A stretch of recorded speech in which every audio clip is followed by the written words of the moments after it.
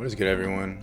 Market's about to open in just like a few minutes here, but we are in an interesting area for the shorts. I know it's a little kind of confusing to see on my charts, um, but yeah, we're like in an interesting area on the 144. We could go to the upside, but that 55R shows that there is potential room to the downside.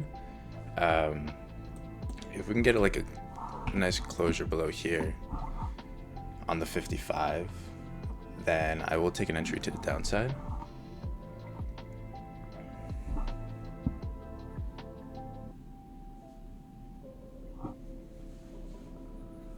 Oh, yep, we get that candle close.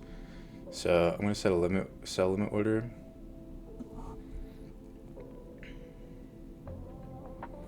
Might not even get the chance to get that sell limit order, to be honest, because price just might go straight down.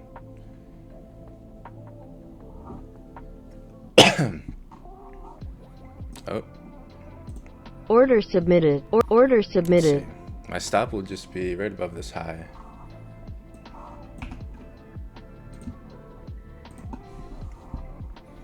It's about 16-point stop loss.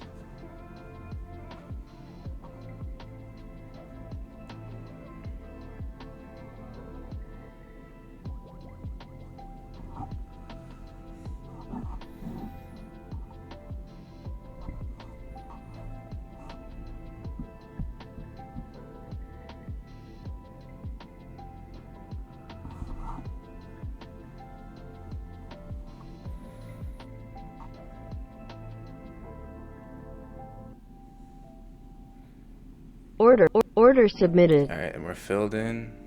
Stop just above this high.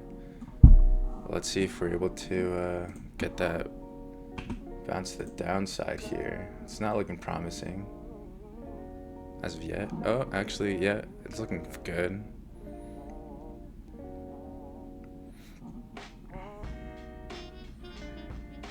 Stop. I might move my stop just above this high now. Minimize my risk. Yeah, I'm going break even. Order filled. Order filled. Nice. I definitely could have aimed lower. Honestly, ideally, if we go to this 50 level way down here, but market's literally about to open in less than a minute, in like 20 seconds here. So yeah, ideally we'd hit this 25 or 50% level down here, or even like a nice little 1-to-1. But even though we did just touch this 50% level right here, so you got to go break even, and then just that 1-to-1 is right down there, and then we probably would have just gotten stopped at a break even because market did just open. But let's see what kind of happens. Let's see if we're able to stay below this area or not, and we're not able to. So we would have gotten stopped out if we never moved our stop, or if we never moved our what do you call it, our stop loss. Yeah, because it's also an interesting area, because on the 233 we are in the area for a potential move to the upside, but actually now we kind of come into this 144 retracement area. Yeah, and it could have been good if we were able to get like a closure below this low. Oops, not way down there. Like below this low right there.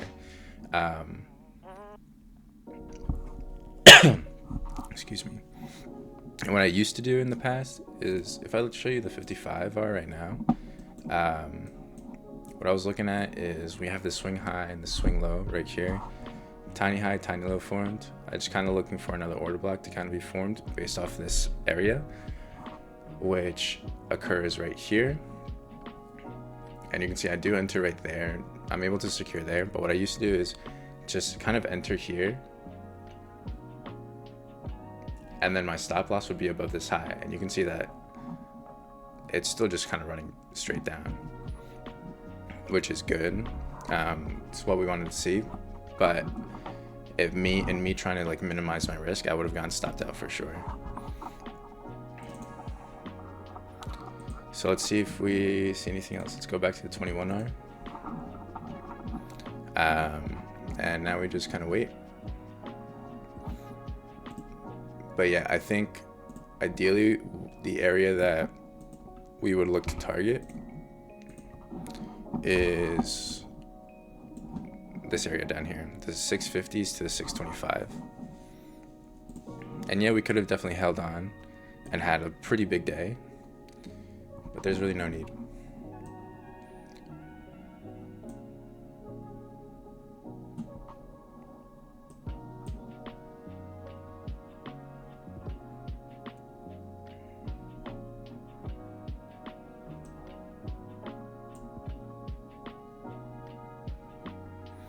Yeah, also I just realized what I could have done as well is we have, this is like I would say the original model that I kind of came up with, but we also have like this order block here with this tiny high, tiny low kind of occurring within it. We wait for price to kind of close outside this original order block, or the bigger, larger order block, and then price to retrace back in it. Ideally, it hits the volume profile point of control, which it does right here.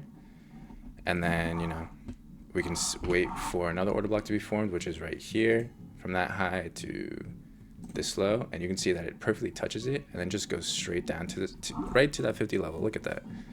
Definitely could have done that as well. And with that, I would have felt much more confident going to that 50% level. But, you know, we just didn't do it, which is fine. It's not too big of a deal.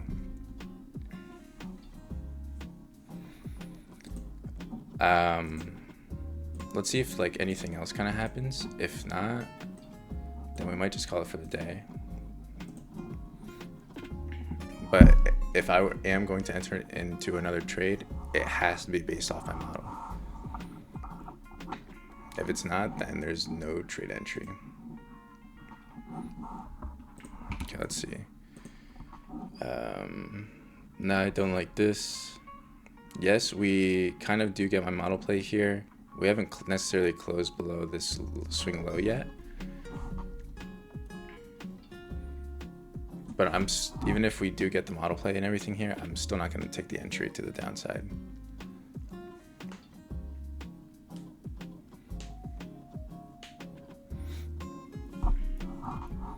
So like now we do just get that close to the downside right there. So we know we have that tiny high, tiny low here, which is good, what we would like to see.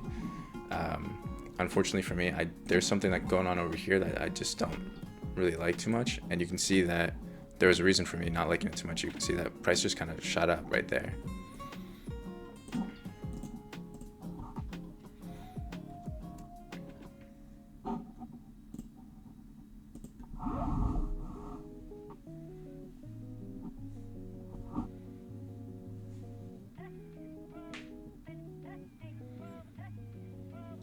Yeah, also the overnight session was very volatile.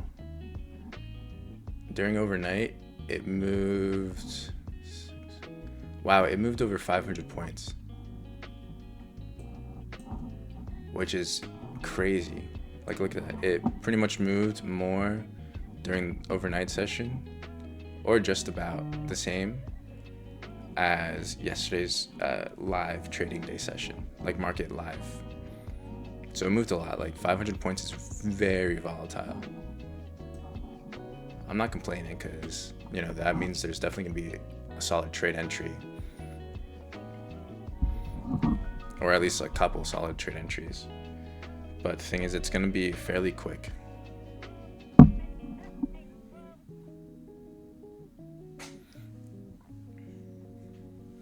Yeah, price is just going up, up, up, up, up, up. Also, I did want to be a little wary, kind of going to the downside and looking for another short opportunity right at market open, just because we did have a strong push to the downside. Also, let's see exactly where we did end up touching on that 55R. The 55R combined with the 377R. So if we did take that second entry right here, when it was going down, down, down. It hit that 25% level. Stop loss is easily at break even for sure. And then it just barely touches that 50% level. Very close, but not exactly. But it's fairly close. I probably would have secured, like, honestly, like somewhere over here. Missing out on these, like, extra, honestly, almost 100 points. This could have been a 100-point play, easily. Easily a 100-point play. Because I would have entered at 34. And then it went down to 627. 626. Easily a 100-point play right there. Which would have been obviously phenomenal. But you know, we're not gonna risk it. We're only looking for the short moves. We don't need any of the big ones.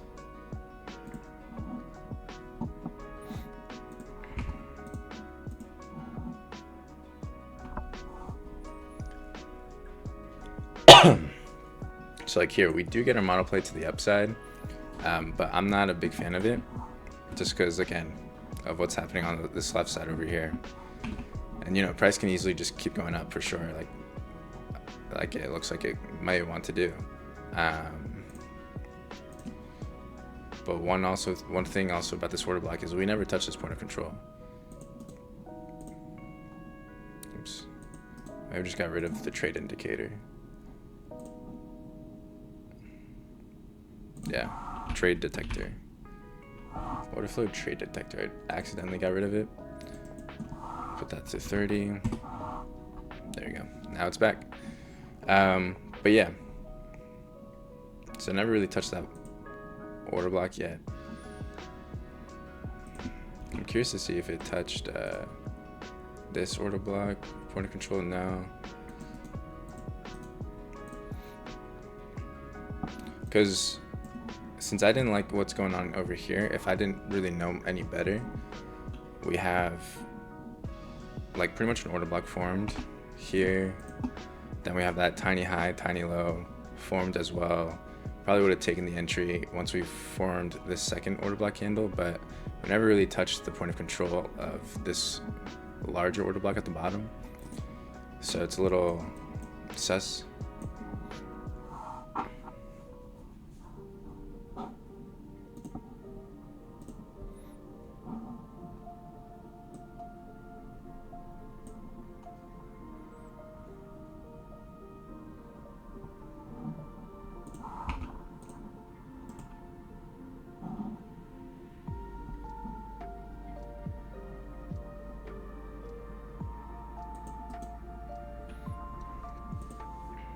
Same thing again, like we get our model here,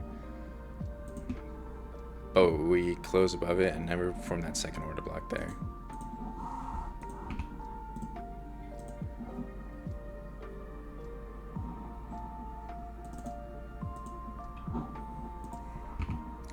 See what this 233 candle's up to.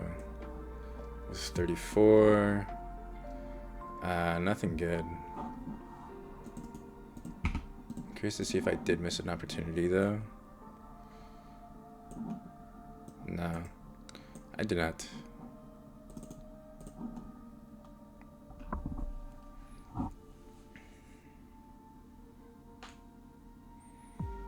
Yeah, and look how quickly each candle is. You know candles are being quick when you can see the seconds right next to the minutes on the bottom here. It's moving quick.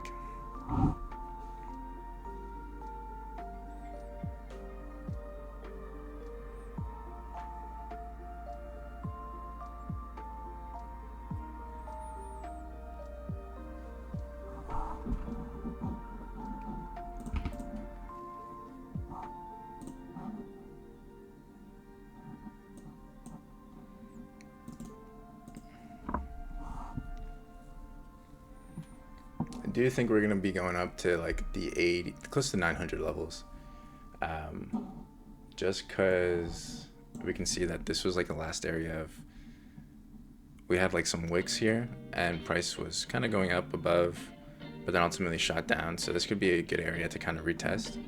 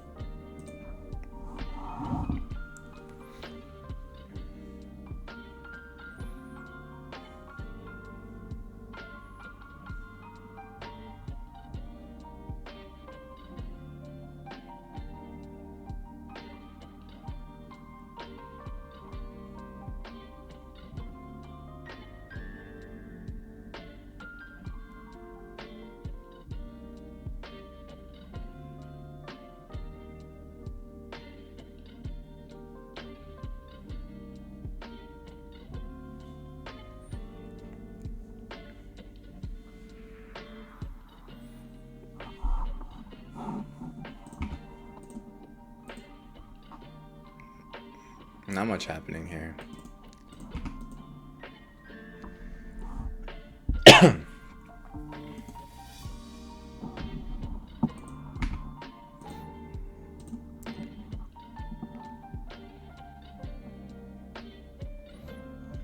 I think we're still below that VWAP. Yeah, we're still kind of below it. We're kind of getting close to it. So looking for shorts wouldn't be like horrible.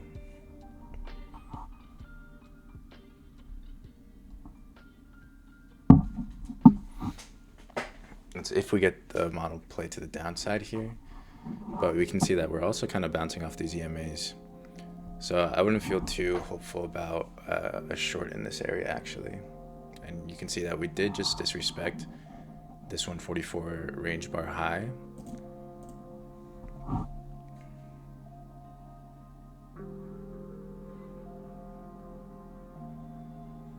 I'll give it until 8, so another like 15 minutes. If I don't see anything, then I'm just gonna call it a day.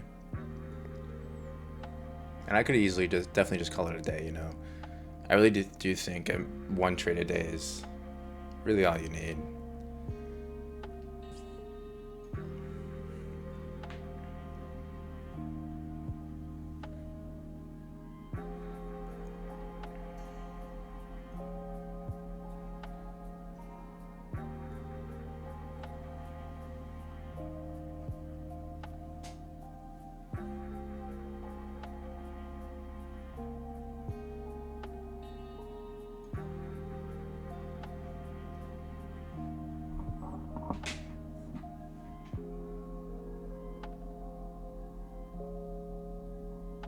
Whoa. What the heck just happened there? All of this right here literally just happened within a second. Look, 744.57, 744.58, 58, 58, 58, 58, 58, 58.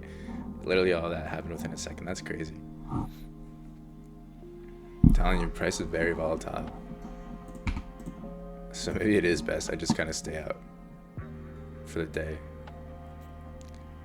We already made our money for the day, so there's really no need to.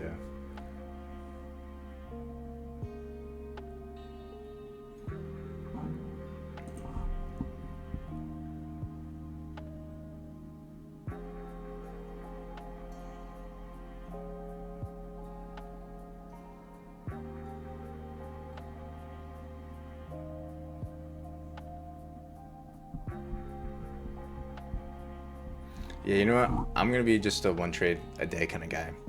So I'm going to call it there. I'm not taking any other trades. Yeah, I would probably prefer to take more trades because I do still have some eval accounts that I do need to pass in order to get funded. But, you know, I think I'd rather just play it safe than sorry.